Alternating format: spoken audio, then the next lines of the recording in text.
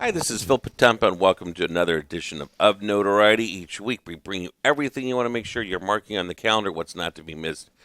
Everything happening in Northwest Indiana, Chicagoland, and beyond. Our broadcast has been on the air these past 8 years as we come to you from our WJOB studios in Hammond, Indiana. They are the Strachan Van Til studios.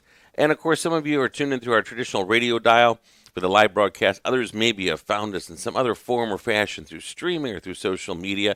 And you might even have the added advantage of the cameras, so you get a glimpse into the studio to see everything that is happening. I want to make sure that we make it clear when the actual live broadcast is happening, because I'm sure that it'll be replayed and rebroadcast. So today is Thursday.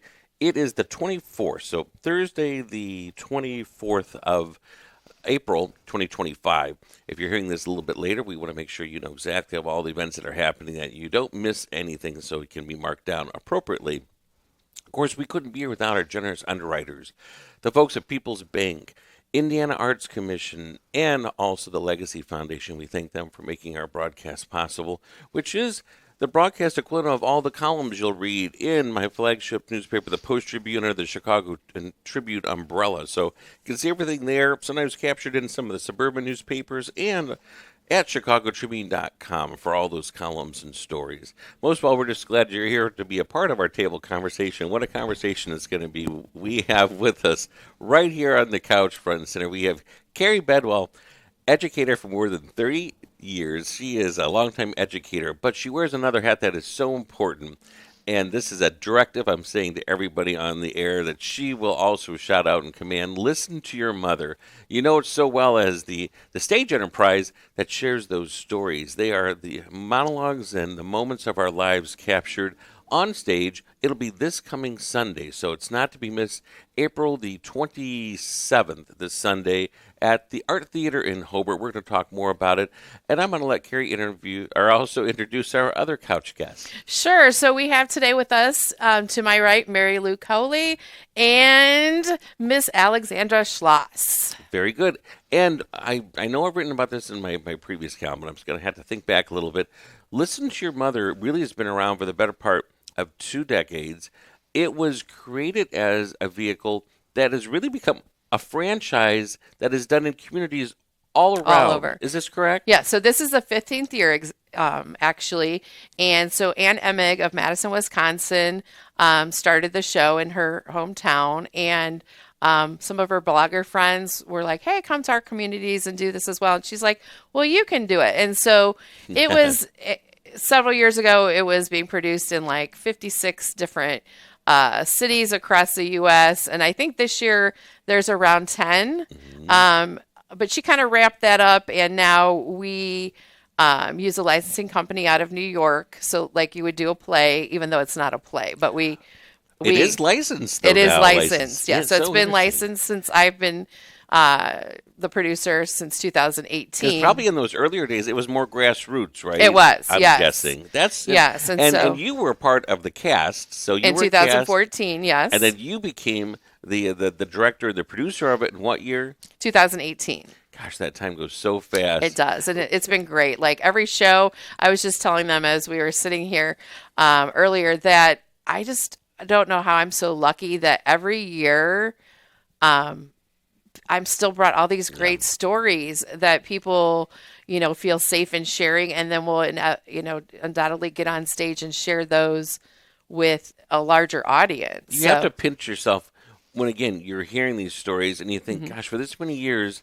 I have created much. If you're tuned in, you have the advantage of our cameras, you'll see there's an Afghan here, kind of like a quilt, which is as much as what this series is like, the quilt of so many people's lives, all patched together, all connected, mm-hmm. and wraps us in a way that keeps us warm, comfortable, feeling safe. That's Listen to Your Mother, kind of in a nutshell, right? Oh, absolutely, yes. And there is no shortage of these monologues or stories, as we know. So every year, ideally, your sweet spot number is how many? Because I recently found out it's not just you plucking, it's an audition process. There's an audition process, and so typically 40 to 50 people audition, and then depending, I usually try to keep it around 12 to 14, but like last year we had 16, just because I'm like, well, these stories need to be told, and this year we're at 15. We haven't had any men in it for a few years, but we have two gentlemen in it this year. We have Chris Kamstra, who's an amazing musician who wrote his own song about his mom. And then we have Ryan Elkanowski from, he's the CEO of Meals on Wheels Meals in on Northwest Wheels. Indiana. And he'll be reading a piece as well. And is he going to serve as your MC? Did I have He's that our right? MC as well. Yes. He was wonderful at the recent fundraiser, the Dine with the Chefs, and he is just a young, dynamic personality. Oh, he's great. And we should mention, and we'll have our producer flash this on the screen, that we're getting all the nuts and bolts, but Ryan's there with a special connection because this is helping a cause that is a part of his platform. Right. So we will be donating all proceeds from the show to Meals on Wheels. And something to, be aware of that I wasn't aware of until I started working with them is that they actually service people ages 3, and their oldest client is 103. Wow. So I was always under the assumption that it was a certain age group that they service, but really anybody can benefit, like mothers coming out of the hospital or while pregnant to get the proper nutrition, and people coming out of the hospital who are maybe recovering from a surgery or, an illness, and just helping them, really nutrition-wise get back on their feet. And recently they just continue to expand. So the need is there for that support and funding and financing. They cover so many counties. It's not just Lake. It's not just Port. It goes to Newton, Jasper. It goes all the way down to where our family farm is, Stark County. It really does have a wide radius. So before we go any further in our conversation, I want to hit those nuts and bolts. We'll see if our producer can find that flyer. She'll put it up. But I bet you have most of it memorized. Give us time, date, website. There it is for all the... Yes. So it's this Sunday, April 27th, Hobart Art Theater right there on Main Street. 3 p.m. Tickets are $25. You can purchase those on Ticket Leap, and we will also be selling them at the door. And we hope you come out and not only support Meals on Wheels, but our amazing cast as well, who will be sharing some pretty profound stories. Is it more at the door? Any advantage to it? Same price at the door? It's $25. Yeah, it's the same price at the door. So, and I think I'm seeing from that flyer a lot of great sponsors and helpers. Is that true? Yes. Any shout outs you want to do here? We have Sip Coffee House. We have Ty's Jump House. We have Super Scholars. Actually, the Super Scholars owner is in the show as well this year. Picture a Moment of Time, Create a Space Place, AMA Design and Print, Joseph Levita of Lexus and Cherville, Capture a Moment in Time, Michaela Dean Photography, Mom to Mom Magazine, and Spare Room Studios. And then would the Hobart Art Theater be a sponsor? Are they also helpful too? They're very helpful, and we get the discount of being a 501c3 right, not-for-profit, so that helps out as so that well. helps, yes. All right, that's fantastic. But they're always very helpful, and Shane, the owner, is my neighbor, and always willing to, help us and promote the show, and so we do appreciate him as well. Just a reminder, if you're listening to this, it could be live on our airwaves, or it might be a rebroadcast. This is your host, Phil Potempa of Notoriety, and we've captured this live in our studios, the Track and Van Til Studios in Hammond, WJOB, JED TV, on Thursday morning, 11 a.m. on the April the 24th. So just so you know, our event is coming up on Sunday the 27th. So just around the corner here. Tickets are available. It is, again, an event that has had many incarnations, but every year it's different and it's stamped. We were talking earlier, those of you who don't have the advantage of the TVs in our studio, you're on maybe the radio listening to it or through a podcast. I always bring in some props. So on the desk in front of me is one of my grandmother's Afghans. I just brought a scrapbook, and there's some flowers here to sort of set the tone. I believe it or not, I don't know that it's a long time I've been. Do people bring props because they say, oh, this piece is what inspired me or something, or no, it's all through memory? Sometimes people do bring props. And actually, we do have a human prop this year. But we do have our binder up on the podium so that the pieces do not have to be memorized. Some of them are very emotional and this way you can always find your place of whatever it is that you're reading. So let's go to our other couch guests and Yes. see. First of all, again, give us your name with fantastic jeans that are Thank you. fun. They're very fun. They're very artsy and fun. One time, name and what town you're from.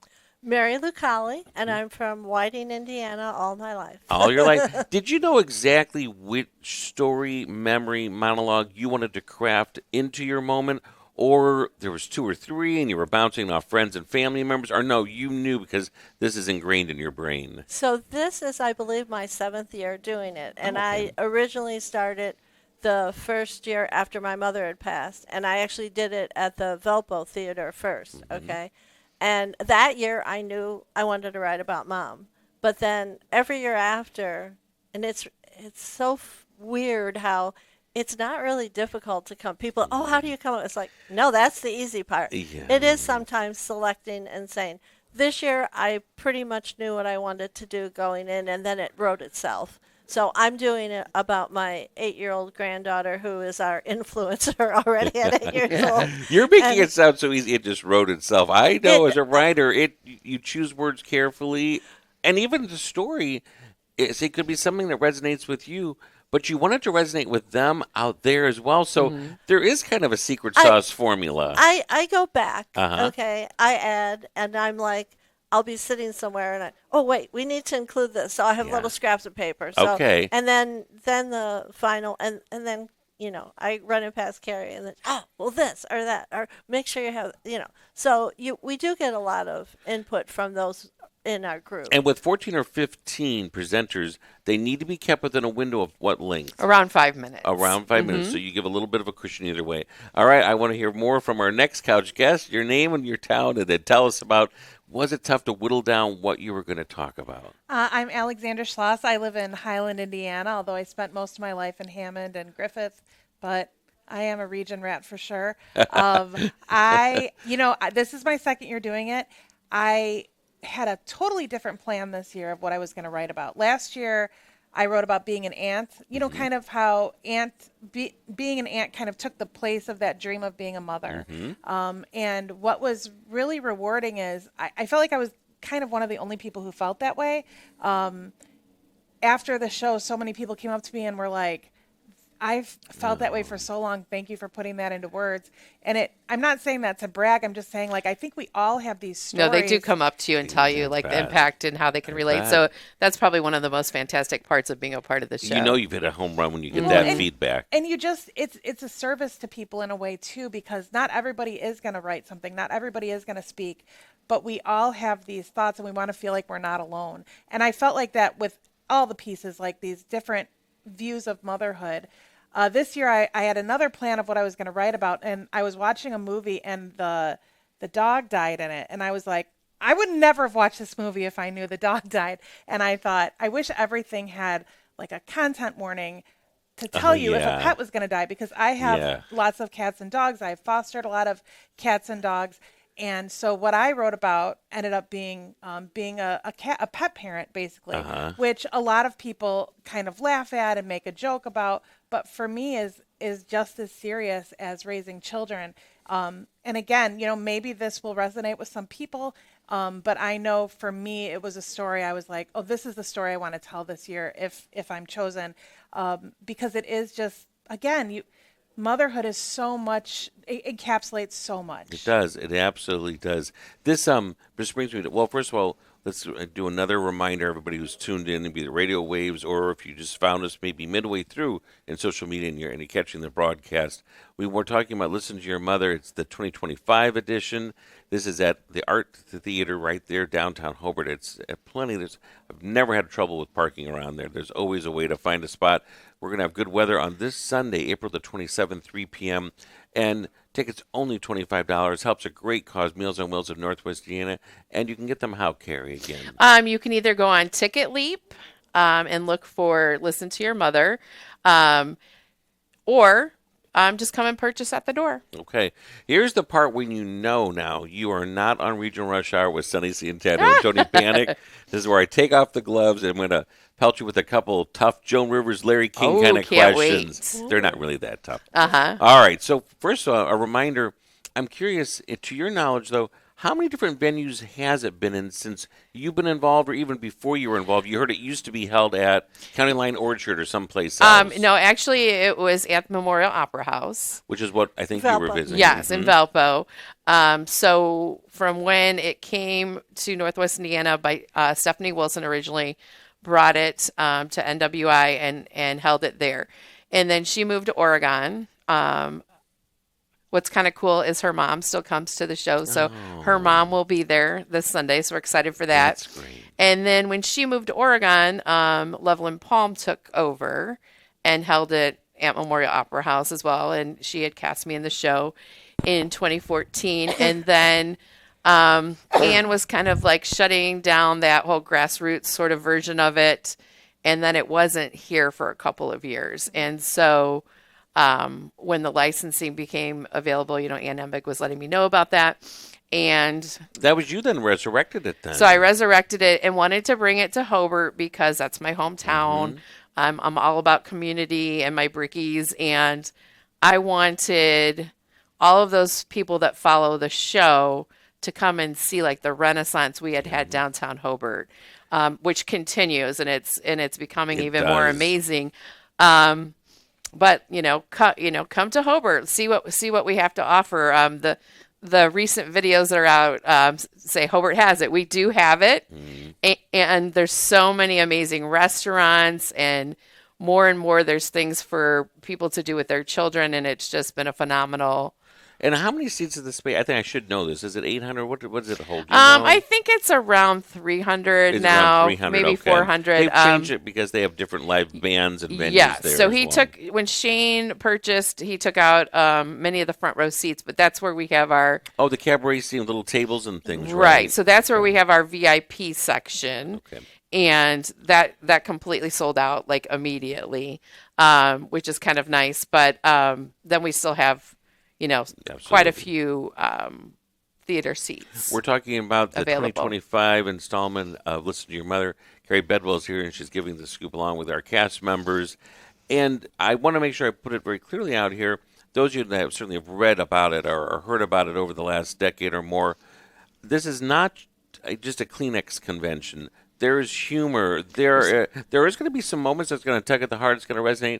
But Bring there's your also, tissues, yes. But you will laugh. You'll laugh Yes, really hard. Exactly. Yes. So there's a good balance of all of it based on what the monologues or what each of the segments are, what the subject matter is. So be prepared for a roller coaster of emotion for that afternoon, right? Yes. And speaking of which, when everything goes exactly right and the stars and planets align, ideally you want it to clock in at about how long? It'll be maybe 2 hours and 15 minutes. With or without an intermission? We have a 10-minute intermission this year. Usually when I have over like 12 castmates, I will It's going to take a break for the audience. take a break. Stretch your legs. And one thing I want to mention this year is that, we've had gentlemen in the show in the past, and we have two this year, but we have the readings, yes, but we also have some poetry and song, and it's just a nice balance of all these different mediums and different topics, and then again some humorous, some sad, some in between. And I've never heard anyone say that they've regretted coming to the show. They're obviously always find it to be a really amazing experience. And carrying more than 10 years, each of our cast members, veterans as well, at least 2 or 3 years as presenters, all three of you can speak to it. When you look out into that audience, it is not just a sea of women, men, women, children, correct? It's a family afternoon? It is, but we've kind of capped the age at around 16 because sometimes there's some really tough topics that are brought up. Like this year, one of them is suicide. Is that appropriate for a little one to hear? Not sure if they'll understand, but we kind of leave that at the discretion of the parents. Obviously, we want, we're pro-parenting and pro-children of all ages, but this would be the day to maybe leave the baby at home. Give yourself a day Give out. yourself a day out and enjoy. Bring your friends, bring your spouse, your significant other, and you'll really enjoy the show. And if all of these things have not checklist each of the boxes, this is going to do it for you. This is going to send you right over the top. And I wish all of you have your cameras right now, because otherwise we're going to have to describe it if you don't have the visual here. And this is going to be for our producer to put this year's 2025 signature cocktail on the screen. Oh, yes. A luscious, dangerously delicious pink libation, and I hear the word cotton candies involved. Tell me about this. So we were having a cotton candy margarita. We usually have a signature drink every year to kind of match the theme. And so Shane's staff is coming up with the cotton candy margarita for us that you can purchase while enjoying the show. And Shane is so wonderful. Shane's He's great with his booking and working with He's awesome. producers and makes it happen. And does programming for everybody's taste, which we don't have enough stage and venues for here in Northwest Indiana. There's so much that happens right here, and he's a part of what that is. Okay, I promise for a couple tough questions here. In your producer, guys, Carrie, I'm curious if in doing the auditions, because first of all, when it comes to rehearsals, is there only one or two rehearsals, ladies? How many rehearsals do you get for this? Two rehearsals, and that's primarily just with participants, maybe one or two, friends or helpers that drove you there. It's not a full theater, so for that feedback, you're not always going to know what's going to resonate once you put 300 or 400 bodies in there, right? Or do you get a clue during some rehearsals like, I don't know, I don't think they're understanding this part. How much direction do you give Carrie, or you as presenters have noticed, I might need to reword that. I don't know if they understand, fill in the blank. Carrie, I think, is pretty, when she's deciding what piece is going to fit, sometimes from what I've heard, it's not even necessarily that this is not a well-written piece. It's, well, this isn't fitting in with all the pieces. I think and she'll work with people about this part might need to be adjusted a little bit. Both years that I was in it, during the read-through, I don't think anyone felt anything needed to change. Everything was resonating with everybody. It's just a real supportive group. Yeah. And when you look in the audience, too, basing this on last year, it's a real supportive audience, too. I hope that we're still going to ask you the same question, but I'm hoping that the lights are not. Sometimes when you're on stage, you really can't see anything, but it is nice to get that feedback. Just body language, people leaning in, nodding their head, then hey, watching the tears. I've made a connection. Yes. Same question for you then. Do you feel like, you got to sometimes tweak, or you yourself said, I don't know, is this funny to leave this part out, or does this not make any sense? Ironically, we immediately all become this family while we're doing it, and you feel comfortable to ask everybody, is that dumb? Should I put that? And I think you have that feedback from them that you're comfortable going in. After the first time that you read for the group and you see their reactions, I think you trust that to be that it's a diverse enough of a group that you're getting good representation of what you'll have in the show. So once they've gotten to that part, Carrie, they're already there, they're selected, they're in the rehearsals. You're usually pretty confident that it is there and it doesn't need a whole lot of fine-tuning from you. No, usually if I notice this is going to run too long. I'll say, hey, would you mind if we kind of take this part out and this part out? And then they're like, oh, yeah, that makes more sense. One year, I don't know how it happened, but 3 different people mentioned mothers with wooden spoons. Okay. Well, maybe once we can bring it up, but we just kind of tweak those pieces. And is it like knock your knuckles with a wooden spoon? Yeah, disciplinary? Kind of, yes. But also, if I see, I'm an English teacher by trade, 31 years, and if I see that a piece has real potential, I'll work with that person. Yeah. I mean, we've got some time prior to the show, and we can get it to where it needs to be. And also, I have privy to all the different selections that have been presented. So I know what's going to fit with, the other pieces and maybe how we need to kind of move it. And, and again, I've never had anyone audition and think that it was a bad piece. It's just kind of like what overall the theme kind of organically develops, like what pieces fit into that. And then you were talking about this quilt. And so, we have to have the funny and we have to have the sad, and it's kind of like a roller coaster ride. Even the way you schedule that lineup, you're right. Yes. It's just got to just all fit and blend and then flow. And I'm guessing also if they've already signed up for it, they've gone through all the audition, they're a pretty confident bunch where you don't have to say too much about, try to look up more? I know you're nervous, but you can't be that fast. They're not going to catch it. Do you need much of that kind of public speaking? They're dictation? usually, pretty good on that. If they're a little nervous, maybe it's their first time, they've never been on stage before, we might have to do that. Just like, hey, could you slow it down a little bit? But one thing I like to do that I didn't have the opportunity. So when I auditioned in 2014, I was a new mom. We had recently adopted our son. And the reason why I decided to audition was that I can talk in front of teenagers all day long, but I would get nervous in front of adult audiences. So I wanted to face that fear. And we did not get to practice on stage. So I was very worried about that. So one thing I always do is our second practice is at the art theater. Yeah. If they want to get up there, see what it looks like, feels like, usually Shane has a microphone set up so that they can kind of see where they need to adjust it.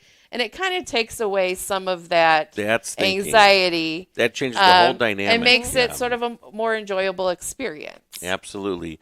Last hard question, I promise. I'm curious, in all your years of producing it, did you ever select something, but then by the time they were presenting it, you're thinking, but that's not exactly what you had during... I love what you did, but you've changed around a lot of it. That's not the piece I remember. Or no, most people stick to it. Well, most people stick to it. And so I have them either give me a copy in the font size that they want or send it to me and I'll print it, but early on. And so we have that. And, traditionally, like somebody will say, oh, I really want to, switch it up a little bit. Well, the piece you auditioned with was picked for a reason. Yeah. So if you switch it up, it might infringe on somebody else's story and take away from that. So, mostly it's been good that no one's like gone up there and switched their pages last It's so minute. much more involved than what people realize. Oh, they it's think, so involved. Carrie just pick and no. Come look out at my car in the parking lot right now. Like the whole show, everything for the show is in there right now, and I still have a few more and then things to the go. last question, as we wrap up here, I probably said there was going to be one more, just a quick question. I imagine that this can happen sometimes. You want there to be some humor, but also this is not stand-up comedy. So if somebody we've is had up there, stand-up comedy it's like before, so yeah, there's a different night for that. That's not this, right? It has been there. We did have my second year, I think, doing it. We had a stand-up comedian, and the place was rolling. But sometimes, just like Mary Lou tends to be more humorous, and so and then sometimes you think like parts. I remember when I was in the cast in 2014, there were parts in in my story that didn't really seem that funny to me or my castmates, but when I was on stage, had the audiences rolling. Interesting. So you just don't know, and so, but certain people can be pretty funny where you're like gasping and catching your breath because, and I feel like Mary Lou is one of those. I love you. So, me too. Last question, I promise. Do you feel like there's a difference, tone, feel, product of your version of Listen to Your Mother compared to your predecessor? It's not necessarily good or bad, but mine's feels a little different than what, Right. Well, traditionally, it is a story, the traditional format. When I started producing, I kind of wanted to switch it up a little bit. I do make a concerted effort to get a wider variety of people, reach out and say, hey, you should audition and make sure that my cast looks reflective of the region and that we have different, topics and things that, maybe you wouldn't normally hear about because there's someone somewhere who hasn't shared their voice yet. So very good. Good answer. Listen to Your Mother. It's this coming Sunday, no matter when you're hearing this broadcast. When I say this coming Sunday, I mean the 27th of April, 3 p.m., the Art Theater in Hobart. This original broadcast interview is happening on the 24th, Thursday the 24th. We hope you go out and you'll get your tickets. Carrie, they can get their tickets how? On Ticket Leap, looking for Listen to Your Mother, Northwest Indiana, or just come and we will gladly and happily sell you a ticket at the door, $25. And it's going to help a wonderful cause. It's Meals on Wheels of Northwest Indiana. We'll get a portion of those proceeds, and you will not be disappointed. And we want to thank our other guests. So we had Carrie Bedwell and also Mary Lu Cowley. and Alexandra Shloss. all of which we'll see in the spotlight on Sunday. I'm your host, Phil Potempa for Of Notoriety. Thank you so much for being a part of our conversation. No matter where your day takes you, we look forward to seeing you again next week.